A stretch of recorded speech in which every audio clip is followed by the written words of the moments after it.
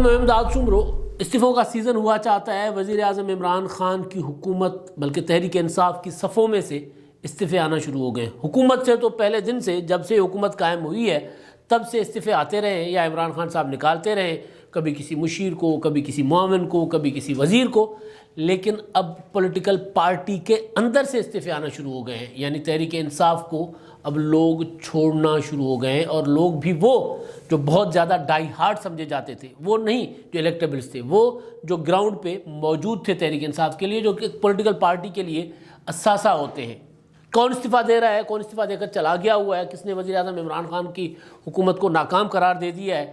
اس پر بعد میں. لیکن عمران خان کی حکومت تیزی کے ساتھ پارلیمنٹ کے فورم پہ کامیابیاں سمیٹ رہی ہے. اور یہ کامیابیوں کے پیچھے فواد چوہدری صاحب کا ایک اعتراف بھی چھپا ہوا ہے جو انہوں نے کل کیا تھا. اب آج سینٹ کا اجلاس ہوا ہے اور سینٹ کے اجلاس میں حکومت, اگر ہم کرائم رپورٹرز کی زبان میں بات کریں, پولیٹیکلی نہیں, سیاسی نہیں, کرائم رپورٹر کی, تھانے دار کی زبان میں بات کریں تو ایک واردات ہوئی ہے آج سینٹ میں. اور سینٹ میں یہ واردات ہوئی ہے کہ سینٹ کے ایجنڈا سے ہٹ کر ایک بل پیش کر دیا گیا ضمنی ایجنڈا کے طور پر, اور وہ بل تھا اپنا نیب آرڈیننس. اور نیب آرڈیننس میں عمران خان کی حکومت نے, کیونکہ نیب آرڈیننس تو روزانہ کی بنیاد پر آ رہے ہیں, آرڈیننس روزانہ کی بنیاد پر آ رہے ہیں, لیکن سب سے زیادہ آرڈیننس اس حکومت نے جو جاری کیے ہیں نا وہ NAB ordinance, NAB ordinance 1, NAB ordinance 2, NAB ordinance 3. پھر ان آرڈیننس میں بھی تبدیلی کہ چیئرمین نیب جو ہے ان کو ہٹانے کا جو طریقہ کار ہوگا وہ کیا ہوگا, صدر مملکت ہٹائیں گے, وزیر اعظم ہٹائیں گے. پھر یہ کہ جی چیئرمین نیب جو ہے وہ موجودہ چیئرمین نیب یعنی جو ریٹائر ہو چکے ہوئے ہیں لیکن ابھی کنٹینیو کر رہے ہیں, تو یہ ریٹائرمنٹ کے بعد مزید ایک ٹرم رہ سکتے ہیں. پھر یہ کہ نہیں یہ نہیں کرتے, بلکہ ایسا کرتے ہیں کہ جب تک دوسرے چیئرمین نیب کا تقرر نہیں ہو جاتا تب تک یہ رہیں گے. پھر یہ کہ نہیں ایسا نہیں کرتے,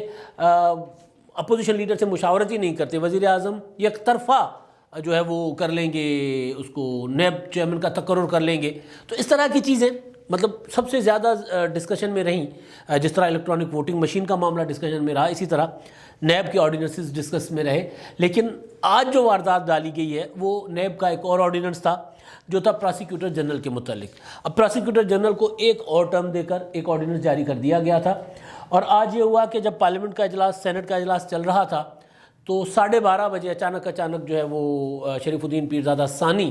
فروغ نسیم صاحب, جنہوں نے بعد میں پریس کانفرنس بھی کی, ایک بڑی پریس کانفرنس, اور اتنا پکا منہ بنا کے ایسی باتیں کر رہے تھے, میں حیران ہو رہا تھا. وہ خود کو متحدہ قومی موومنٹ کے کہہ رہے تھے, مطلب متحدہ قومی موومنٹ والے کہہ رہے ہیں نہیں یہ ہمارے نہیں ہیں, فروغ نسیم بھائی ہمارے نہیں ہیں, یہ تو عمران خان کے کوٹا سے ہیں. کچھ دن پہلے جب MQM نے اعتراضات کیے تھے اس پر, الیکٹرانک ووٹنگ مشین بل پر, تو خالد مقبول صدیقی نے ٹی وی پر آ کر کہا کہ جی ہمارے پاس ایک وزارت ہے. وہ بڑا خوبصورت انداز میں اردو بولتے ہیں وہ, اور نفیس انداز میں, دونوں, خالد مقبول صدیقی بھی اور یہ بھی. لیکن خالد مقبول صدیقی صاحب کہہ رہے تھے نہیں ہمارے پاس تو ایک ہی وزارت ہے, ہم سے انہوں نے مشاورت نہیں کی, دوسری وزارت ہماری نہیں ہے, ہمیں 2 وزارتوں کے تانے نہ دیں, الیکٹرانک ووٹنگ مشین پر ہم سے کبھی کوئی مشاورت نہیں کی گئی. تو آج فروغ نسیم صاحب جو ہے وہ خود کو MQM کا شو کر رہے تھے کہ جی ہمارے ساتھ ہمیں بھی تحفظات تھے, ہمیں بھی اعتراضات تھے بطور جماعت متحدہ قومی موومنٹ, ہم نے اپنے تحفظات بتائے تھے. لیکن پھر ہمیں بتایا گیا کہ جی جتنا دھاندلی کے امکانات ویسے مینول طریقے سے ہیں, آج جو مروجہ الیکشن کا وہ ہے طریقہ, اس سے ہے, اس سے کم ہوگا الیکٹرانک ووٹنگ مشین میں دھاندلی کا امکان. یعنی دھاندلی کا امکان موجود ہے. اور مسئلہ یہ ہے کہ بھائی ایک چوری ہوتی ہے کہ بھائی 2 بندے جاتے ہیں اور وہ ایک گودام میں سے چوری کرتے ہیں, اور گودام میں کیا کرتے ہیں, 2 بندے کندھوں پہ کتنا ایک لاد کر جائیں گے, ایک بوری, مشکل سے ایک بوری اٹھا کر جائیں گے نا. تو اگر ویسے 2 جائیں گے تو 1 بوری اٹھا پائیں گے. لیکن اگر آپ پورا کا پورا وہاں پر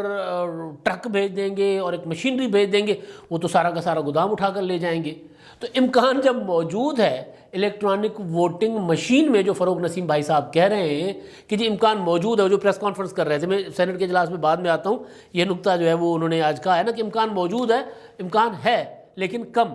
تو کم امکان کیسے ہو سکتا ہے کہ ایک مشین ہے اور ایک بٹن ہے, بالکل اسی طرح جس طرح ایک بندہ ویسے چوری کرنے جاتا ہے, پیدل ہوتا ہے اور جتنا بھی وہ ساز و سامان اپنے کاندھے پہ لاد سکتا ہے وہ اتنی چوری کرے گا. ایک بندہ ساز و سامان کے ساتھ جاتا ہے, الیکٹرانک مشینز کے ساتھ جاتا ہے, چیزیں اٹھا کے ایک جھٹکے میں سارا کچھ اٹھا کے لے سکتا ہے. بڑی بڑی مشینیں ہوتی ہیں نا, یہ اٹھا کے اور لاد کے ٹرکوں پہ ٹرالرز پہ لے کے جا سکتا ہے. تو ظاہر ہے وہ تو پھر چوری کا امکان وہاں بھی تھا اور یہاں پر بھی ہے. تو یہاں پر جو چوری کا امکان ہے وہ اٹھا کر لے اور پھر پتہ چلے کہ سارا کچھ ایک ہی گودام ایک جھٹکے میں فارغ ہو گیا. تو یہ اگر امکان ذرہ برابر بھی امکان موجود ہے نا, اگر الیکٹرانک ووٹنگ مشین میں, عمران خان صاحب کہہ رہے ہیں 100% یہ ہے ٹرانسپیرنٹ ہوگا. فروغ نسیم کہہ رہے ہیں کہ نہیں, 100% ٹرانسپیرنٹ نہیں ہوگا, اس میں امکان موجود ہے. اگر 1% امکان بھی ہے نا, ایک بٹن دبانے کا ہے نا, تو پھر اس کا مطلب ہے کہ پورا کا پورا الیکشن چوری ہو جائے گا. تو یہ فروغ نسیم صاحب جو ہے وہ پریس کانفرنس کر کے کہہ رہے تھے کہ جی ہمیں متحدہ قومی موومنٹ کو تحفظات تھے اور لیکن ہمیں ہمارے تحفظات دور کر دیے گئے. وہ تحفظات کیسے دور کر دیے گئے وہ تو سب کو پتہ ہے, وہ آگے چل کر بہت سی چیزیں سامنے آئیں گی. بلکہ بھی میں دیکھ رہا تھا کہ وہ قلعہ گراؤنڈ جو ہے, لال قلعہ گراؤنڈ کراچی والا, وہ ان کے حوالے ہو گیا ہوا ہے متحدہ قومی موومنٹ کے. ان کے کچھ لوگ جو سنگین مقدمات میں تھے وہ بھی کچھ رہائیوں کے عمل شروع ہو گیا ہوا ہے. جب یہاں پر ہو جائے گا وہ جو کل کہا تھا فواد چودھری صاحب نے کہ جی ہم ریاست نہیں کھڑی ہو سکتی, تو جب ایک کے سامنے نہیں کھڑی ہو سکتی تو پھر دوسرا بھی اپنا کوئی نہ کوئی دکھائے گا نا, جس کی جہاں طاقت ہوتی ہے وہ دکھا کے اپنے جائز ناجائز مطالبات منوا لیتا ہے. تو خیر, تو فروغ نسیم بھائی صاحب جو ہیں وہ کھڑے ہوئے سینٹ کے اجلاس میں اور انہوں نے ضمنی ایک بل پیش کر دیا, اور یہ ضمنی بل تھا نیب آرڈیننس کا, اور وہ تھا پراسیکیوٹر جنرل کے متعلق. یہ چیئرمین نیب کے متعلق نہیں تھا, یا نیب کا جو دوسرا آرڈیننس تھا جس میں چیئرمین نیب کا تقرر کیسے ہونا, اپنا کو نئے تقرر چیئرمین نیب کے تقرر تک ان کو کنٹینیو رکھنا, اور پھر وزیر اعظم یا صدر مملکت ان کو ہٹا سکتے ہیں. یعنی وہ جو جس پہ اعتراض کیا ہے, تحفظات کا اظہار کیا ہے اٹارنی جنرل نے بھی اس نے آرڈیننس پر, تو یہ وہ والا نہیں تھا. یہ ٹوٹل اسپیسیفک پراسیکیوٹر جنرل کے متعلق تھا جن کی انہوں نے مدت بڑھا دی تھی. تو اب اس کو انہوں نے ایک واردات کے طور پر لے کر آئے, یعنی 12:30 بجے جمعے کا دن. اور جب دیکھا کہ اپوزیشن کی بینچز خالی ہو گئی, عموماً حکومت کی بینچز خالی ہوتی ہیں, اپوزیشن کی بینچز خالی ہو رہی ہیں یا کم ہو رہے ہیں, اپوزیشن گنے, اور پھر اس کے بعد انہوں نے اٹھ کر کہا کہ جی ضمنی ہم ایجنڈا پیش کرتے ہیں. تو اس پر اپوزیشن نے کہا کہ اس کو آج بھیج دیں آپ اس کو کمیٹی میں, اور فروغ نسیم بھائی نے کہا کہ نہیں جی ایوان کی رائے لے لیں, ہاؤس کا سینس لے لیتے ہیں. تو ہاؤس کا تو اس میں وہ دیکھ رہا تھا کہ پہلے انہوں نے نقاب پہنا ہوا تھا, ماسک پہنا ہوا تھا. نقاب ہی ہوتا ہے, جس طرح کی وارداتیں ڈل رہی ہیں نا, وہ نقاب پوش اپنی خبروں میں عموماً آتا تھا نا کہ چند نقاب پوش مسلح آ کے لوٹ کر لے گئے. تو نقاب تو تھا, ماسک تھا. نقاب ماسک ایک ہی چیز ہوتا ہے. لیکن وہ میں دیکھ رہا تھا چیئرمین سینٹ جو ہیں وہ ماسک میں پیچھے کہہ رہے تھے ہاؤس کی اچھا چلے ہاؤس کی سینس لے لیتے ہیں, جی ہاؤس کی سینس لے لیتے ہیں. اور جب ہاؤس کی سینس لیتے تو وہ پھر جب پڑھ رہے تھے نا, آئیز اور نوز کروا رہے تھے اس بل پر, تو جب آئیز اور نوز کی آوازیں آئیں اور اپوزیشن جو احتجاج کر رہی تھی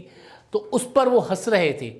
اور ایک فاتحانہ ہنسی ہوتی ہے اور ایک ہنسی ہوتی ہے کہ جس میں کہتا ہے دیکھا تانوں کمرہ پاتا سی, اب لگ گیا آپ کو کام. یعنی ایک ملوث ہوتا ہے نا بندہ, ان کی ہنسی سے وہ پڑی ہوگی تو اپنا یوٹیوب پر ویڈیوز کوئی بھی اٹھا کر دیکھ لے, ان کی ہنسی بتا رہی تھی سنجرانی صاحب کی کہ وہ کہہ رہے تھے کہ جی دیکھا کام ہو گیا نا. تو سنجرانی صاحب ویسے بھی وہ کہتے ہیں کہ اپنا میں تو چھوڑوں لیکن کمبل بھی چھوڑے.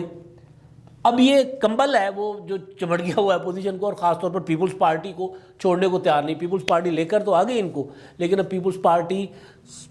ٹل کا زور لگا کر بھی نا بڑا مطلب وہ کیا ہوتا ہے تنگ آ گئی ہوئی ہے. یہ چیئرمین صادق سنجرانی صاحب نہ جا رہے ہیں اور ان سے یعنی تحریک عدم اعتماد کے ذریعے, اور نہ ہی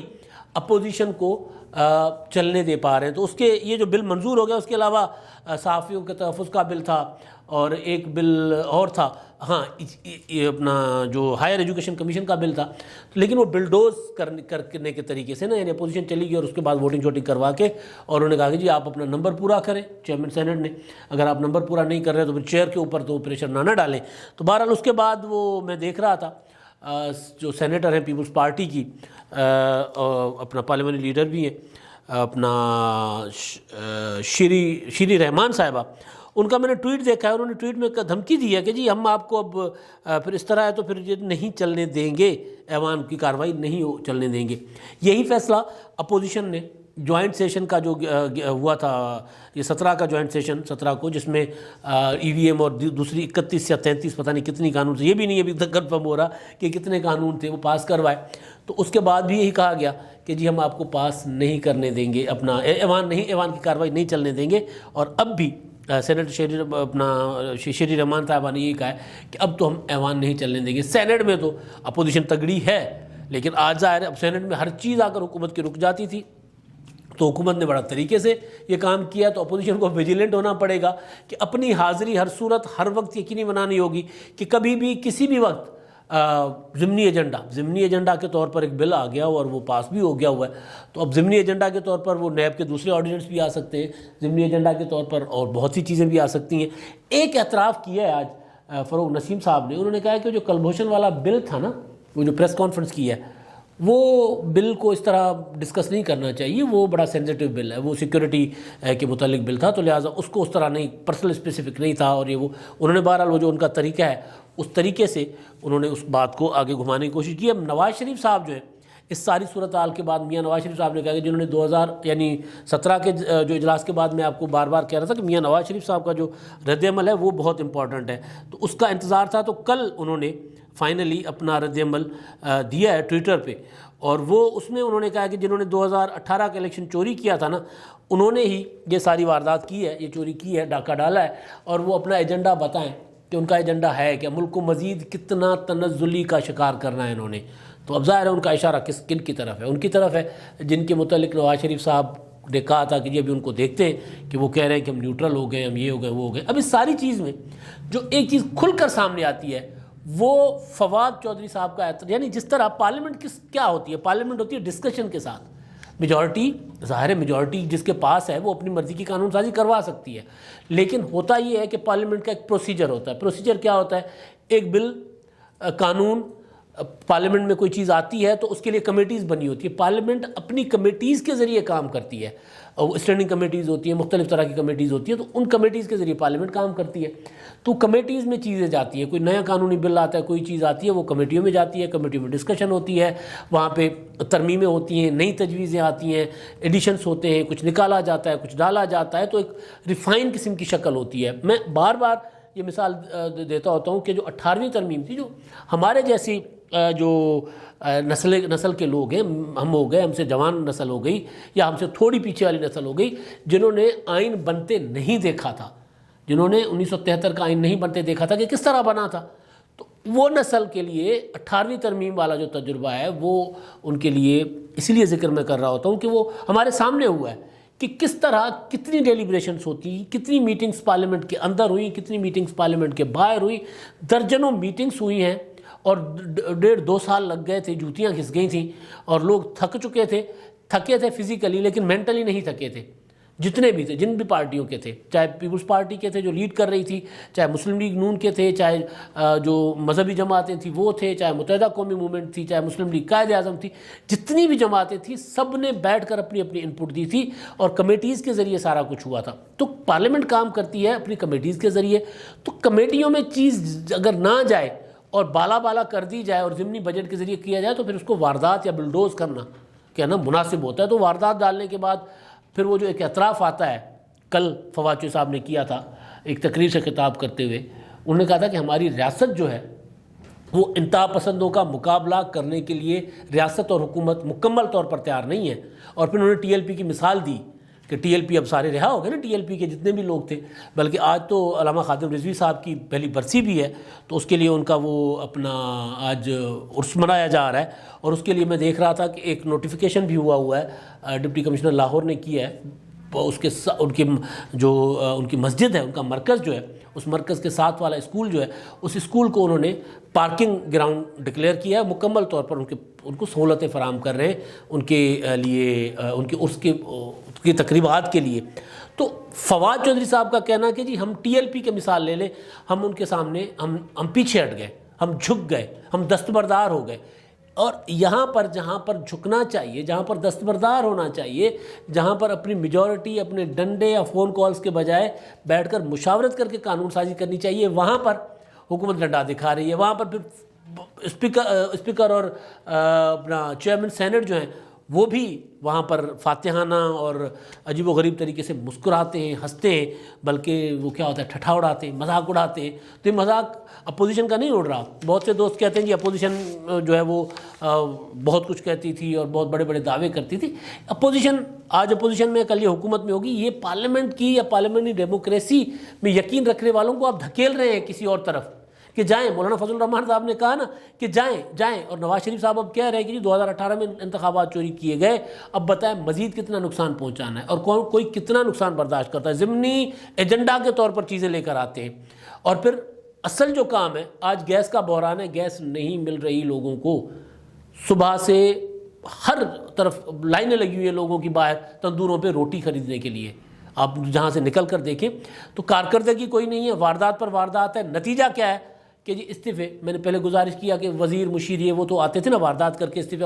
اپنا حصہ اٹھا کر نکل جاتے تھے، لیکن پولیٹیکل لوگ اب استعفے دینا شروع کر دیے۔ اور سب سے بڑا استعفیٰ پی ٹی آئی میں آیا ہے، میری نظر میں سب سے بڑا استعفیٰ ہے کہ پی ٹی آئی کے سرگودا کے رہنما ہیں نور حیات کلیار، انہوں نے 2013 میں نواز شریف کے سامنے الیکشن لڑا تھا سرگودا میں، انہوں نے استعفیٰ دیا ہے اور انہوں نے گلا کر کے شکوہ کر کے استعفیٰ دیا ہے کہ جی جب آپ کے لیے آپ کا ٹکٹ لینے کے لیے کوئی تیار نہیں تھا اور نواز شریف کے سامنے کوئی کھڑا ہونے کو تیار نہیں تھا تو میں کھڑا ہوا تھا اور میرا خاندان کھڑا ہوا تھا، اور اب یہ ہے کہ آپ نے کوئی بھی وعدہ پورا نہیں کیا عوام سے، اور